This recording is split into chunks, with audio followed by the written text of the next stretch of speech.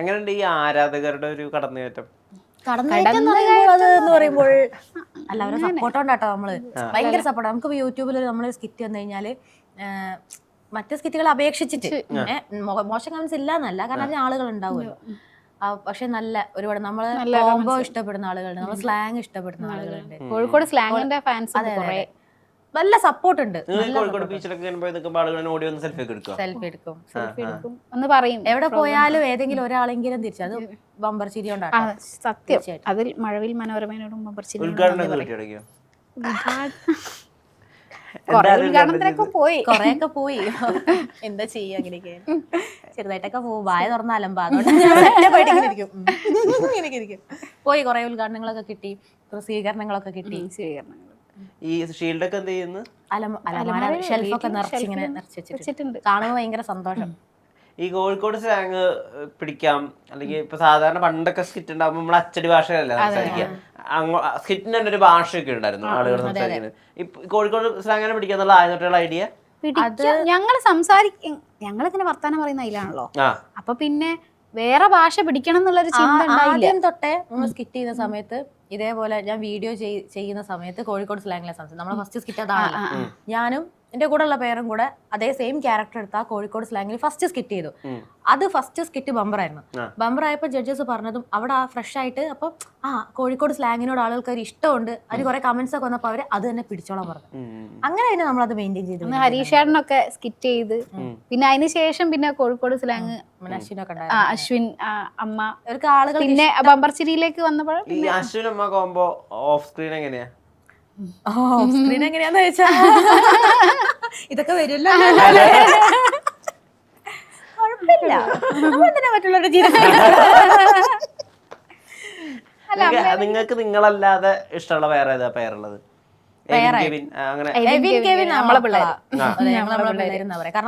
ചെറുതാകുമ്പോ തൊട്ടിട്ട് അവിടെ ഉണ്ട്. 2 ദിവസം മുമ്പ് ഫോട്ടോസ് എങ്ങനെ എടുത്തു നോക്കിയിട്ടില്ലേ? സീസൺ 1 ഇവര് വരുമ്പോ ഉള്ളൂ ഇത്ര പെട്ടെന്ന് എടുത്തിട്ടുണ്ട് എവിനെയും കെവിനെയും പെട്ടെന്ന് വലിപ്പം വെച്ച്.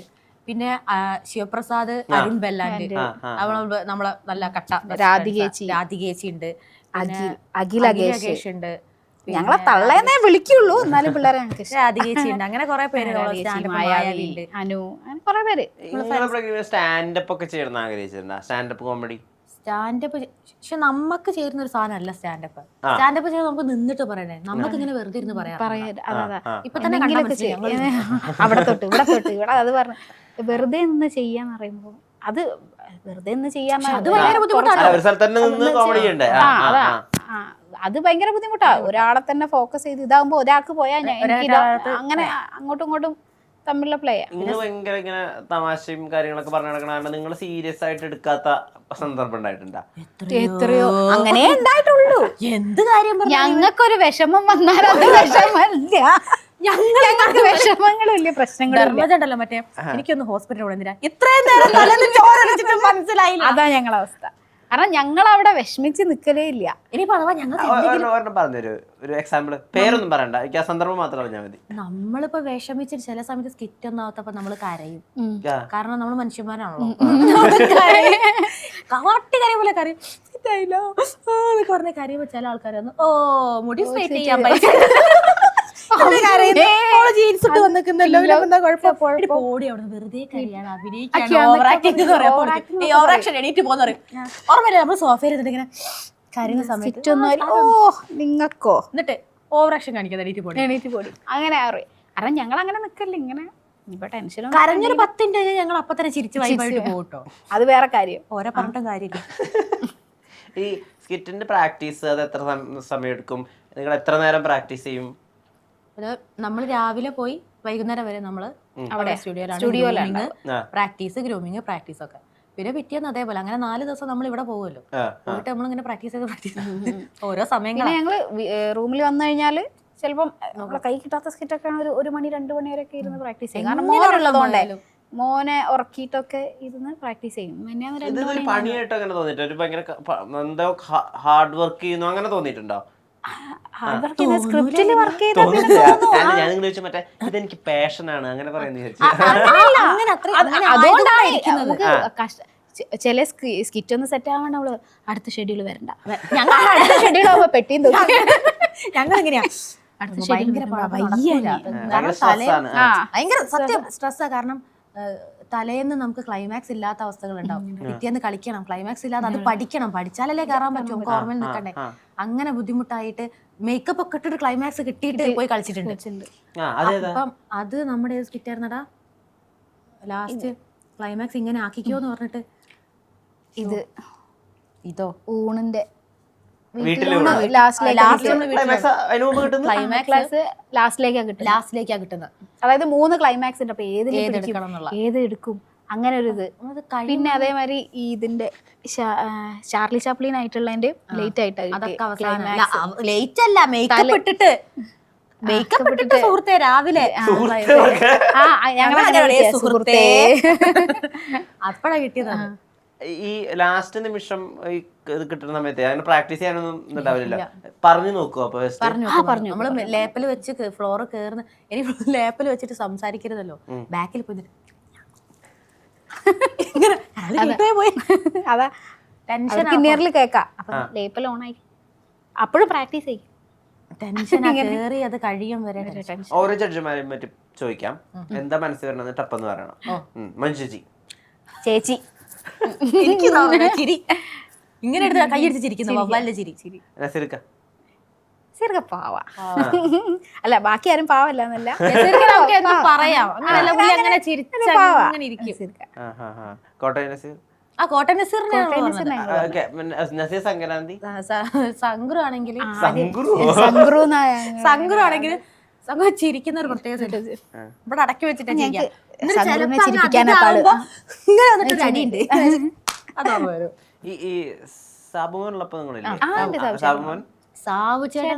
ചിലപ്പോ ചിലത് കൗണ്ടറും ഇതൊക്കെ ചളിയൊക്കെ വീണ പിടിച്ചിട്ട് നമ്മളെങ്ങനെ ഇങ്ങനെ നിർത്തി പൊരിക്കും. പിന്നെ പുള്ളി അതിന്റെ ആളല്ലേ നിർത്തി പൊരിക്കും. അങ്ങനെ ഇറങ്ങിപ്പോടെ പോയിട്ട് വല്ല പഠിക്കുമ്പോ കൗണ്ടർ ഉണ്ടല്ലോ, ആ കൗണ്ടർ ആര് ചെയ്ത അപ്പൊ നമ്മള് വിചാരിക്കും ഞാൻ എഴുതിയത് അങ്ങനെയാണെങ്കിൽ അത് നീ ഫ്രെയിം ചെയ്ത് തൂക്കണം വീട്ടിൽ. അങ്ങനെ എന്റെ അടുത്ത് പറഞ്ഞിട്ടുണ്ടല്ലോ.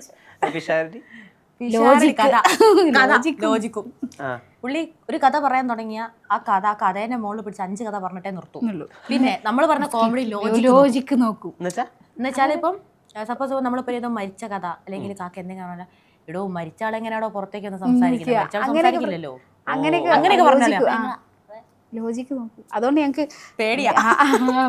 ഭൂതത്തിന്റെ കാര്യത്തിലൊന്നും പുള്ളി ലോജിക്ക് ഒന്നും ചോദിച്ചില്ലേ? ഭൂതത്തിന് പുള്ളി ഉണ്ടായില്ല, ആ ബിബിൻ ചേട്ടനായിരുന്നു. അല്ല അങ്ങനെയല്ലടാ, നമ്മള് ചെറിയ ഇങ്ങനെ സാധനമല്ല, ചില കാര്യങ്ങളൊക്കെ അങ്ങനെ പറയും. നിങ്ങൾ ഫസ്റ്റ് അതായത് പിടിക്കും, ലോജിക്ക് നിർബന്ധമാക്കുന്നല്ല, ലോജിക്ക് സംസാരിക്കും. അങ്ങനെ വരുന്നത് പറഞ്ഞിട്ട് പോയാൽ സംഭവത്തിൽ നമ്മൾ തുടങ്ങി, ചിലപ്പോ അത് പിന്നെ നമ്മൾ പറയില്ല, വിട്ടങ്ങ് പോയിട്ട് വേറെ പറയും. അപ്പൊ ചോദിക്കും നിങ്ങൾ ഫസ്റ്റ് പറഞ്ഞത് ഇതല്ലല്ലോ, പിന്നെ നിങ്ങൾ ഇതിലേക്ക് എങ്ങനെ വരുന്നു, അപ്പൊ അതുമായിട്ട് നിങ്ങൾ കണക്ഷൻ ഇല്ലാതായി, ലോജിക്കില്ല. വാക്കുകളുണ്ട്, ഇത് ഭയങ്കര മനസ്സിലായില്ലെങ്കിൽ ചില വാക്കുകൾ പറയും. ക്ലാസിക് നല്ല പ്രോത്സാഹനം, ഭയങ്കര പ്രോത്സാഹനം. സിനിമ എന്താന്നറിയില്ല, മലയാള സിനിമ വേണ്ട, മലയാള സിനിമ ഞങ്ങൾ ഏറ്റെടുക്കണം എന്ന് ഞങ്ങൾ പറയും. ഏറ്റെടുത്തില്ലെങ്കിലും സൈഡിൽ കൂടെ പോകുന്ന വേഷമെങ്കിലും തരണം. അത് നല്ലൊരു വന്നൂടെ, എന്നാ പിന്നെ TV ഓഫ് ചെയ്ത് അങ്ങനെയൊക്കെ ഓരോ കഥകൾ ഇടയ്ക്കൊക്കെ ഓഫാക്കും. ചില സ്കിറ്റൊക്കെ നമ്മള് സിനിമ എന്ന് പറഞ്ഞു കഴിഞ്ഞാൽ സിനിമയിൽ നിന്ന് അങ്ങനെ വിളികളൊന്നും വന്നിട്ടില്ല, വരുമെന്ന് പ്രതീക്ഷിക്കുന്നു. ആരാ നിങ്ങളുടെ റോൾ മോഡൽ സിനിമയിലോ?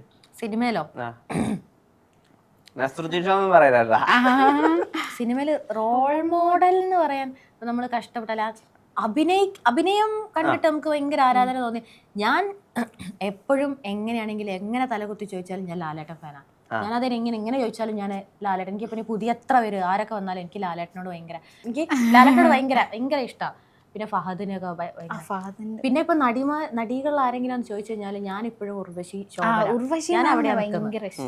ശോഭനയിലാണ് നിൽക്കുന്നത്. ഇനി ഇങ്ങോട്ടേക്ക് ഞാൻ എത്തിയിട്ടില്ല. ഉർവശി നടികളെ കാര്യത്തിൽ ടൈമിംഗ് ഒക്കെ കണ്ടിട്ടുണ്ട്. കാല് തൊട്ട് തൊഴിലുള്ള ഞങ്ങൾ കൂടെ ഡാൻസ് കളിച്ചിട്ടുണ്ട്, പെർഫോം ചെയ്തിട്ടുണ്ട്. മെമ്പർഷിപ്പിൽ വന്നപ്പോൾ പിന്നെ അങ്ങനെ ഒരു ഭാഗ്യം കേട്ടോ. എത്രയോ നടന്മാരെ പറ്റി എന്തോ പറയുന്നുണ്ട്, ക്രഷിനെ പറ്റിട്ട്. മമ്മൂക്ക ഫാൻ. ഈ പേര് പറഞ്ഞ് ഞങ്ങള് പലപ്പോഴും അടി ഉണ്ടാവാറുണ്ട്. അത് ഞാൻ വേണമെങ്കിൽ പോകുന്നുണ്ട്. ലാലേട്ടന് ഇഷ്ടമല്ലാന്നല്ല കേട്ടോ, ഒരു ചെറിയൊരു ഇഷ്ടം കൂടുതൽ ഉണ്ടാവുമല്ലോ. അല്ല ചിലരുണ്ടല്ലോ ഫാനാന്ന് പറഞ്ഞിട്ട് അവരെ ശത്രുക്കൾ അങ്ങനെ ആക്കി വെക്കുന്നതല്ല, ഇഷ്ടമല്ല അങ്ങനെയല്ല. എനിക്കെന്തോ ലാലേട്ടനെ കുറ്റം പറയുന്നത് ഇഷ്ടമല്ല, അങ്ങനത്തെ ഒരു ഫീലായിരുന്നു. ഇപ്പൊ മറ്റേ ഇപ്പോഴും പറയുമ്പോൾ ഈ അമ്മ മഴക്കാരന് പാട്ടില്ലേ, പാട്ട് ആരെങ്കിലും ശ്രദ്ധിച്ചോ, അങ്ങനെ ഇങ്ങനെ സിമ്പിൾ അല്ലേന്ന്. പുള്ളി ഇങ്ങനെ ദോശ എടുക്കാൻ വേണ്ടിട്ട് വരുന്ന സമയത്ത് KPCയിൽ ഇതാ ദോശ എടുത്തിട്ട് ഇളയ മോന് കൊടുക്കും. പുള്ളി അവിടെ കഞ്ഞി എപ്പൊ കണ്ടാലും ഞാൻ കരയും. എനിക്ക് ഭയങ്കര വിഷമം അത്.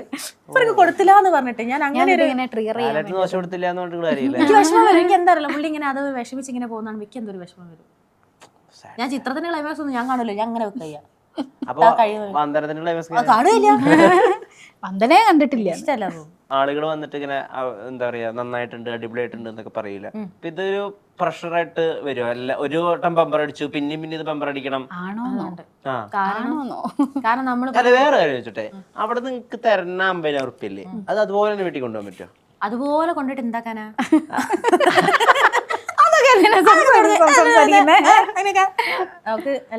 അല്ല പിന്നെ ഗിഫ്റ്റ് ടാക്സ് ഒക്കെ എനിക്ക് മനസ്സിലായി, അതല്ലാണ്ട് അത് അല്ല അത് പ്രൈസ് മണി അല്ലാതെ അല്ലേ നമ്മൾ ഇതിനകത്ത് വെക്കുന്നതല്ലേ നമ്മളെ അക്കൗണ്ടിലേക്ക്. നിങ്ങളെ തമാശ സംസാരം ഒക്കെ ടോപ്പാണ്. ഇനി അത് തന്നെ അതുപോലെ തന്നെ മുന്നോട്ട് പോട്ടെ, ബമ്പർ ജീവിതം തുടർന്നു പോട്ടെ, സിനിമയിൽ കാണാൻ പറ്റട്ടെ. നേരത്തിന് കുറേ നന്ദി. ഒരു ആങ്കർ നിന്ന് കോഴിക്കോട് അല്ല കോഴിക്കോട് സുഹൃത്തുക്കളുണ്ട്, സ്കിറ്റ് ഒക്കെ ചെയ്യുന്നുണ്ട് ഞാൻ കോഴിക്കോട്. പറഞ്ഞുതരാം, നേരില്ല. ശരി, അപ്പൊ അപ്പൊ ഞങ്ങളെ ഇങ്ങനെ ഒരു ഇന്റർവ്യൂല് നമ്മൾ ആദ്യത്തെ ഇന്റർവ്യൂ അത് ഞങ്ങൾ അങ്ങനെ എക്സ്ക്ലൂസീവ് ഇന്റർവ്യൂ നിങ്ങൾക്കാ. അപ്പൊ അതിന് ഞങ്ങൾക്ക് താങ്ക്സ് അങ്ങോട്ട് പറയണം, ഞങ്ങളെ ഇന്റർവ്യൂവിന് ഇവിടെ വിളിച്ചതിന്. ഉഷാറാവട്ടെ. അടിപൊളി.